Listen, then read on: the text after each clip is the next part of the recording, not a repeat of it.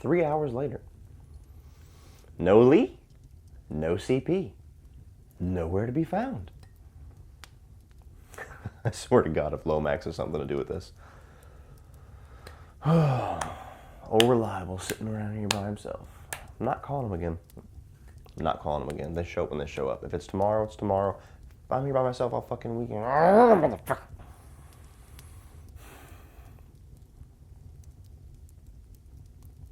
Like a fucking girlfriend that got cheated on.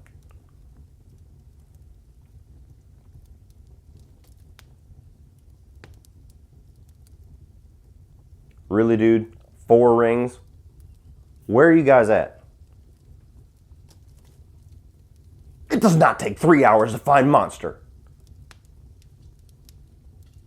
Oh, don't give me that bullshit about trying to find a flavor. He likes the original flavor. I see it all the time on his videos. Something's going on here, man. What the fuck? Are you guys coming? What's going on? I can't keep entertaining. I've already told the story of the first movie. I can't just go into the second movie. One of you guys got to do it to change it up. It's the same fucking story. Now the killer's a guy. Ugh. All right, man. I'll tell the story of part 2, but if you guys are not here by the time of part 3, I'm going to be fucking pissed. All right. Yeah.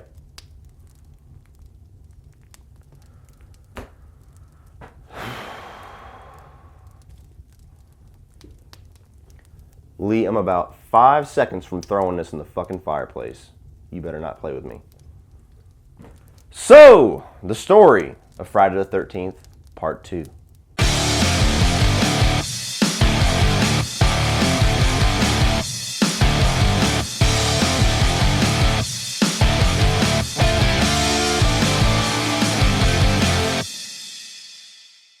So Friday the 13th, part 2, tells the story of a group of camp counselors attending a training camp near Camp Crystal Lake 5 years after the massacre of Camp Blood of the original film, when they are one by one stalked and slain by the famed Jason Voorhees. Alright everybody, welcome back to my Friday the 13th review series. If you're just joining me, I already have my review of Friday the 13th, the original 1980 classic slasher, on my channel for you to watch. I'm going to be going through all the movies in the Friday the 13th franchise, trying my best to end before April 13th, which is undoubtedly a Friday the 13th, and try to do my ranking video of the entire franchise on that date. So I'm going to do my best to make it. You guys help me along the way. Friday the 13th part 2, let's go! So this sequel is often debated amongst horror fans as being one of the best sequels in this franchise and one of the best slasher sequels of all time. And there's a lot to love about this sequel. Not only does it continue the story of that famous first Friday the 13th film, not only does it have a lot of iconic kills, but it also introduces us to the killer that is going to be the forefront of the rest of this franchise and become one of the biggest horror icons of all time, Jason Voorhees. So when we start up Friday the 13th part 2, it's a couple of months after the massacre of Friday the 13th part 1. You got Alice, the surviving final girl who beheaded Pamela Voorhees, kind of in hiding of sorts in her apartment or her house, wherever, trying to kind of get over her PTSD. Dude shows up, kills her. You want something to eat? Hmm?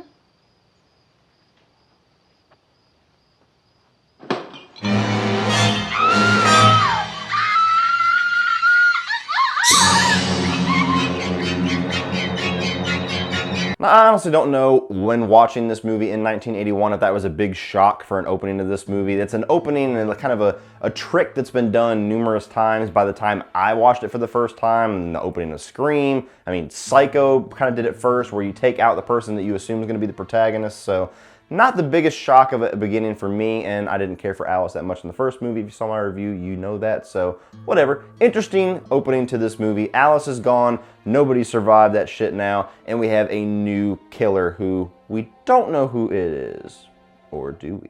Fast forward 5 years, you get a little camp counselor training group who have camped out next to Camp Crystal Lake, and I just said camp way too many times. All seems fine, we get to have fun, we get to drink, we get to smoke weed, we get to fuck, and then people start dying once again.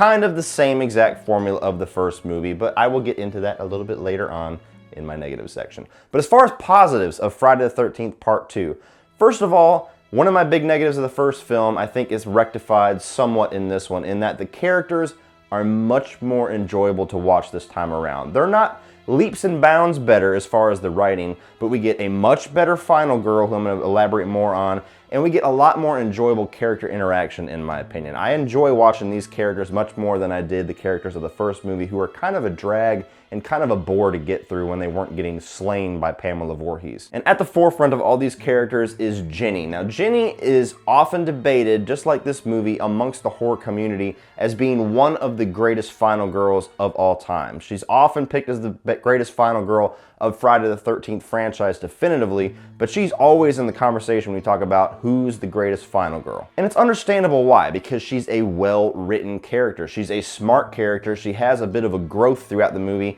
She shows up late to the party, so you automatically have this, you know, fashionably late entrance charm to her. She's got an interesting relationship with the guy who is running this entire camp counselor refuge that's going on where they train everybody. And then whenever you go through the story of this movie, whenever shit goes down, people start dying, she really rises up to be somebody who a final girl should be, that you are rooting for, that is making a lot of smart decisions, that is taking on the killer head on, and she's kicking ass.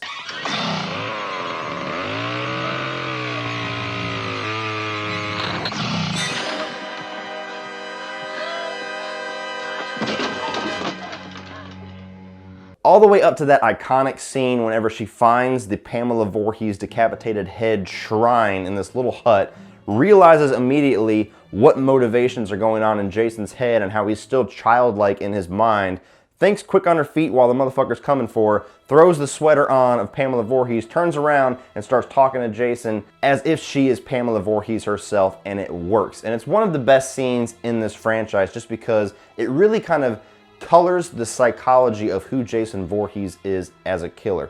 Jason, Mother is talking to you! Jason, Mother is talking to you. Come on. Come on. That's my boy. Come, kneel down. That's a boy. And it honestly brings a little bit of sympathy to him. You got this kid who was deformed physically and deformed mentally, for all we can assume, and he was either thrown into a lake or left alone to drown, survives somehow, and we'll get into that. And then he sees his mother decapitated, the only person in this world that he has ever loved, that has ever loved him. I'd probably want to slay some motherfuckers too. If you come near me, I'd probably kill every person that ever came around me. And that's all kind of encapsulated in that scene, whenever she just kind of gets into the psychology and gets into the head of our main antagonist, Jason Voorhees. So really cool scene and a really great iconic piece of the third act of this one. I also really like how they kind of build upon the legend, the urban legend, the ghost story of Jason Voorhees in this one. I loved how they did that with the first movie about just this kid that drowned and it's this curse that's on this camp. Now they kind of update the story while they're telling it around this campfire, and Jason Voorhees in this version of the campfire story survived the drowning, and he's been living in the woods, living off the land as this feral, inhuman thing that will just destroy and decimate anything that comes into his territory. What a way to update that story. And I just love that urban legend ghost story aspect to Jason Voorhees. When you look at him and when you think of the Friday the 13th franchise, you don't think ghost story, but at its heart, that's what Jason Voorhees is. He's a ghost legend. But I'm gonna give it to you straight about Jason. His body was never recovered from the lake after he drowned. And if you listen to the old timers in town, they'll tell you he's still out there. Some sort of demented creature. Surviving in the wilderness. Full grown by now. Stalking. I also think this movie has really good atmosphere, especially in the scenes whenever there's like rainstorms outside and the way that they use the camera work. Steve Miner did a really good job at building some tension and some atmosphere throughout this movie. I give this sequel credit for building a little bit better of a sense of dread than the original film. The pacing is another thing that is much better in Friday the 13th Part 2.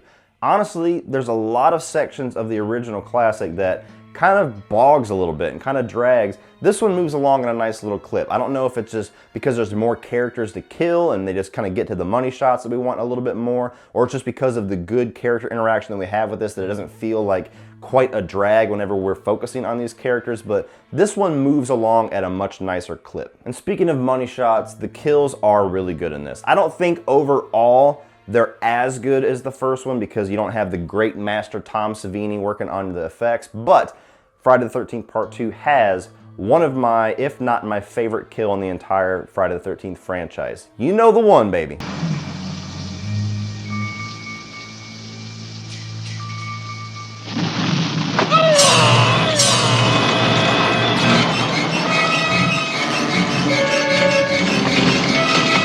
God damn, that's a mean-ass kill. And I love it. But the movie's not perfect. Starting off, let me just go ahead and tear the Band-Aid off because I'm sure this is going to be the one that I'm going to get the most shit for in the comment section. I'm not a big fan of the Jason Voorhees that we have in this one. Sandra.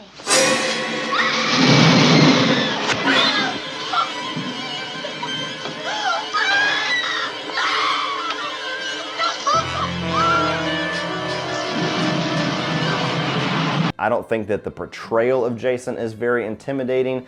I am not a fan of the sack head look. I think it looks a little bit silly and it does not age very well. I'm not a fan of the psycho hillbilly version of Jason that we get in this one. It just doesn't really work for me.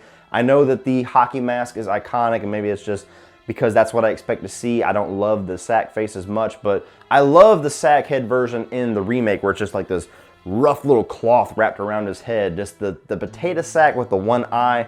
I can't get behind it. I just don't get into it.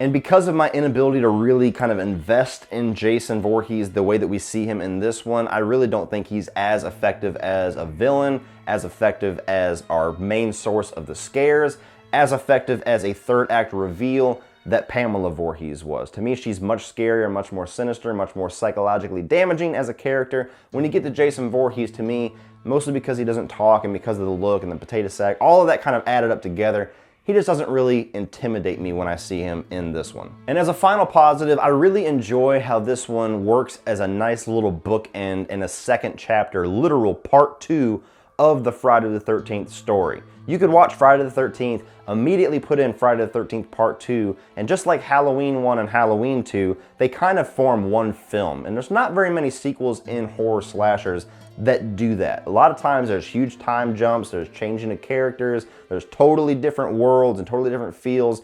You could kind of bookend these as one film, and I enjoy whenever sequels do that. And of course we have the flaws that we can all acknowledge. It's usually just a flaw in general with slasher movies, but it is prevalent here in Friday the 13th, and that is just touch and go acting. Some of the acting is a little bit rough. Even though the character interaction's better, our final girl's much better, there's still a lot of iffy acting here and there. It's very B movie level, kind of almost self-aware goofiness in the acting, which has its own kind of charm, but at the same time, it is a flaw, can't ignore it. Now getting into the two things that bug me the most about this sequel. First and foremost, this is the beginning of the long tradition in the Friday the 13th franchise where the directors and the writers and the studios look at you as the audience and say, ha ha ha, fuck continuity. So we're led to believe in the original 1980 Friday the 13th that Jason Voorhees died as a young child in this lake, which is the entire catastrophic event that sets forth all the carnage in this entire franchise because Pamela Voorhees goes nuts, kills those camp counselors a year after that accident,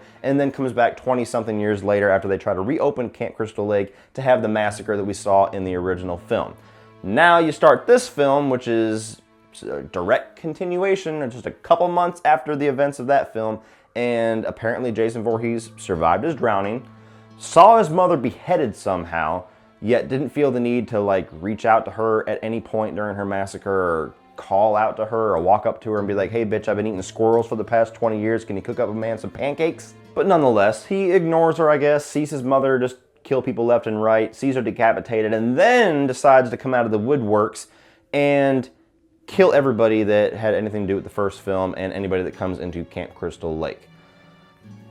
Okay, this is kind of where most movies nowadays would have a soft reboot, you know, tag to it, or would let everybody know, like, hey, some shit in that first movie is not gonna matter here, but it's not that way in this one. This is definitively meant to be a direct continuation from that first film, and they refuse to answer any of those questions, which to me is extremely lazy writing. This tells me that they stuck Jason in there just because they know how popular the character's legend was in the first movie, which is a total understandable choice. I mean, God, you can't argue with the success, but what the fuck?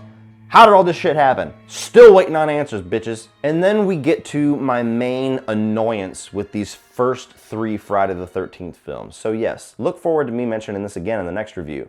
I cannot stand the dual ending thing that they do. They tried it in the first film, it doesn't work for me.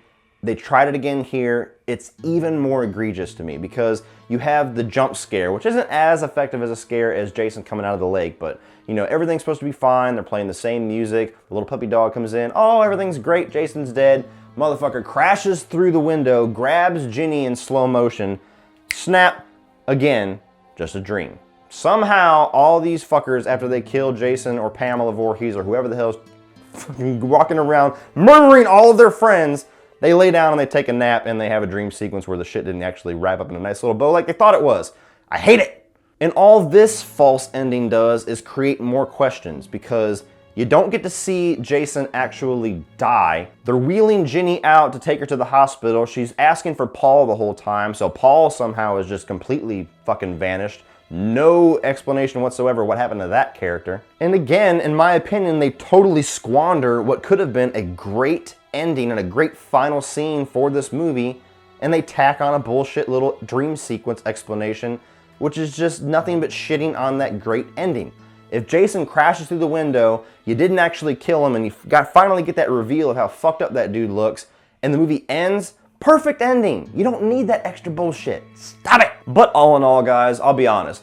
Most people put Friday the 13th Part 2 as this huge step up from Friday the 13th, and I guess I'm gonna be one of the few that actually have them pretty even. I'm gonna give the slight edge to Friday the 13th Part 2 as far as my rating, just because of the better final girl, the better character interactions, the better tension, the better atmosphere, the things that this movie does better as a slasher film, but doesn't quite, in my opinion, have some of the classic appeal of that Friday the 13th original classic, like the Tom Savini kills, the Pamela Voorhees reveal, but still an essential slasher for any horror fan, still a very good follow-up to Friday the 13th, and still a movie for all of its classic appeal and its importance in horror history deserves to be on your shelf. So if you love the original Friday the 13th and you have not seen Friday the 13th Part 2, please put your explanation down in the comment section below and then go out and buy it. So what do you guys think of Friday the 13th Part 2? Is this your favorite of the franchise? Do you think it is a huge leaps and bounds improvement over the original Friday the 13th? Do you agree with some of my criticisms about the Jason Sackhead and some of the character interactions being much better in this one and the final girl being much better? Or do you disagree with all of it? Put all of your thoughts on Friday the 13th Part 2 down in the comment section below, guys, and we will talk about it. Please like and share this video. Hit that subscribe button if you're not already a subscriber. That way you get to check out the rest of this Friday the 13th franchise review as I go through them all, each and every one of this huge franchise coming soon to you. So hit that subscribe button, guys. If you want to check out my social media links, look in the video description below for Facebook, Instagram, Twitter, and my Patreon page, which is the best way to help support this channel and get awesome exclusive content for your eyes only. And if you want to check out some more of my videos, including the rest of this series review, check it out by clicking right over here.